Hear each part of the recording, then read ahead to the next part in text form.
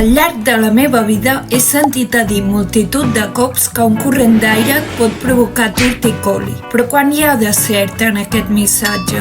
Alguns estudis han demostrat que els corrents d'aire poden provocar dolor al coll. Aquest del 2022, per exemple, es va dur a terme en un grup de més de 12.000 persones. Els resultats mostren que estar exposat al fred durant la jornada laboral s'associa amb dolor al coll. Aquest estudi de 2019 va trobar que treballar en entorns freds estava lligat al dolor crònic i concretament amb dolor de coll, entre d'altres. Per la seva banda, aquest estudi va trobar una associació entre corrents d'aire i dolor al coll. Per què passa això?